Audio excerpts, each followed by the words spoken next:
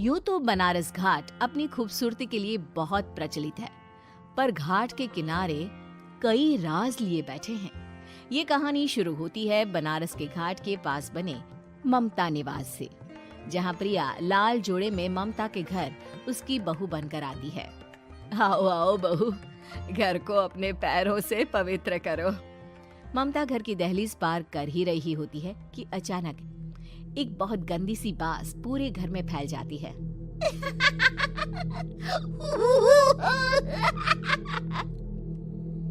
ये बदबू और ये आवाजें, ये कौन हंस रहा है माँ? अब ये पड़ोसी ना हमारे थोड़े अलग से है। कहाँ हम शाकाहारी और ये मांस मच्छी खाने वाले। छोड़, तू ध्यान मत दे और गृह प्रवेश कर। और हाँ बहू, अपनी सास की एक बात हमेशा याद रखना, इन पड़ोसियों से तो कभी बात नहीं करेगी। अच्छे लोग नहीं है ये। अपनी सास की ये बात मानेगी ना बेटा? हाँ माँ, जो आपकी मर्जी, मैं उनसे बात नहीं करूंगी। अगले दिन प्रिया अपनी पहली रसोई बनाने रसोई घर में जाती है। ये छोटी बात तो नाक में जा रही है। एक काम करती हूँ, खिड़की खोल देती हूँ। प्रिया खिड़की खोलने जाती है। इतने जाले, लगता है इस खिड़की को कभी खोला ही नहीं गया। पर ऐसा क्यों?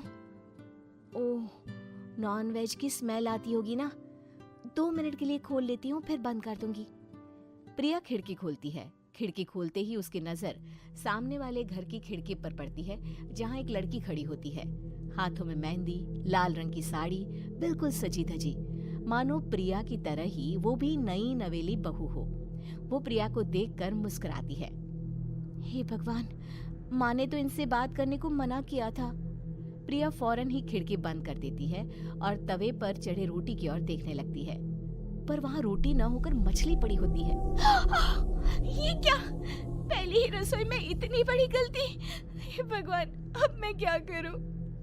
प्रिया बहुत डर जाती है और फौरन रसोई की सफाई करने और फिर सभी के लिए खाना बनाने लग जाती है। जब वो सबको खाना परोसती है, सब तो ठीक है, मैं बेकार में चिंता कर रही थी। हे भगवान, ऐसे ही बस अपनी कृपा बनाए रखना। रात के वक्त जब सब सो रहे होते हैं, तब प्रिया को पायल की आवाज सुनाई देती है, जिससे उसकी आंख खुल जाती है। ये पायल की आवाज कहाँ से आ रही है? प्रिया उठकर उस आवाज के पीछे छत की सीढ़ियों तक जाती है। तभी उसे बच्चे के रोने की आवाज आती है। प्रिया छत पर जाती है तो क्या देखती है? वही लाल साड़ी वाली लड़की अपनी गोद में एक नवजात बच्चे को घुमा घुमा कर सुला रही है। तभी प्रिया की नजर उसके पेट पर पड़ती है। ओह गॉड, ये तो प्रेग्नेंट भी है। सुनिए, बच्चा सो नहीं रहा है क्या? मैं कुछ मदद करूं? नहीं नहीं, आपके घर वालों को अच्छा नहीं लगेगा, मैं संभाल लूंगी।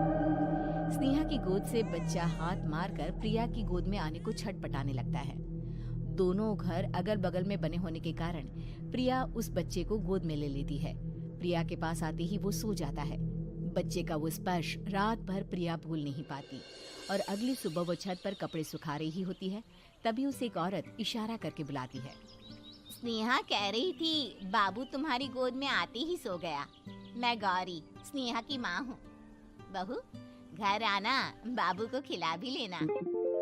शाम को जब घर पर कोई नहीं रहता, बच्चे से मिलने के लिए प्रिया छिपकर अपनी पड़ोसन के घर चली जाती है और कुछ देर बच्चे को खिलाकर वापस लौट आती है। इसके कुछ दिन बाद ही प्रिया को पता चलता है कि वो माँ बनने वाली है। ममता की खुशी का ठिकाना नहीं रहता।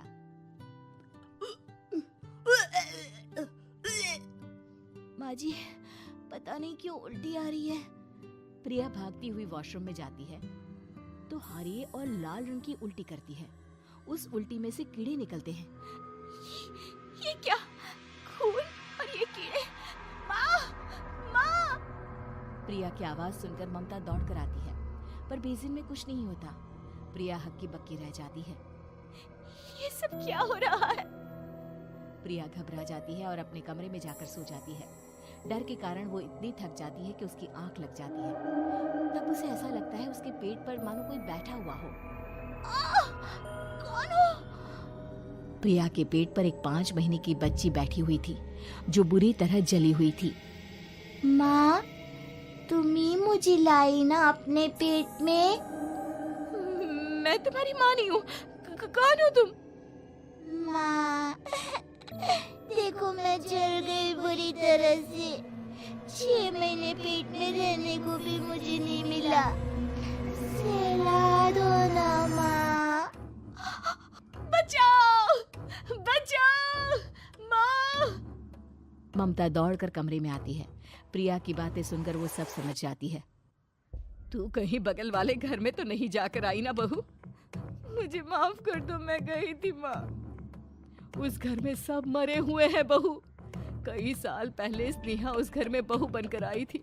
कुछ ही दिन में वो एक बच्चे को जन्म देने वाली थी। पूरा घर बच्चे के आने की खुशी में खोया था कि एक दिन अचानक उस घर में आग लग गई। सब बुरी तरह जलकर मर गए। गौरी आज भी दादी बनने का इंतजार कर रही है और इसीलिए स्नेहा ने अपना अजन्मा बच्चा तुम्हारी कोख में डाल दिया। ममता ये कह रही होती है कि पीछे से उसके पैरों को एक बच्चा पकड़ लेता है। दादी, दादी। माँ, स्नेहा की गोद में यही बच्चा था। ये बच्चा कौन है फिर? तेरी मौत है। तेरी भी दादी। जिस चीज का ममता को डर था वही हो गया। ममता निवास के ऊपर मौत ने चादर बिछा दी थी।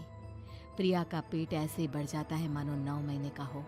2 हाथ उसके पेट से बाहर निकलते हैं। बहू, संतोष को फोन कर, किसी पंडित जी को बुला बहू। प्रिया का पति भागता हुआ घर आता है। ये तो होना ही था माँ। तेरा पाप तेरे सामने आ गया तो तू सह नहीं पा रही है। स्नेहा घर में आग लगी नहीं थी, माँ ने लगाई थी, प्रॉपर्टी की लालच में। और वो बच्चा मेरी पहली पत्नी का बच्चा है, मेरा बेटा, जो कि उस आग की चपेट का शिकार हो गया था। मैंने तुमसे ये सब माँ के कहने पर छुपाया था। मुझे माफ कर दो प्रिया। तुम अगर चाहो तो यहाँ से जा सकती हो। मैं तुम्हें किसी भी बंधन में रखना नहीं चाहता। मेरी शादी हुई है आपसे, मैं आपको छोड़ नहीं सकती, पर उससे पहले हमें स्नेहा, उसकी माँ और बच्चे की आत्मा की शांति करवानी होगी। संतोष और ममता गौरी के घर जाते हैं। अंदर सब कुछ जला हुआ होता है।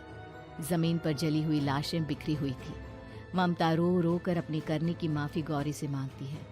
प्रिया स्नेहा के घर वालों का अंतिम संस्कार करवा देती है और ममता निवास फिर से आत्माओं के साए से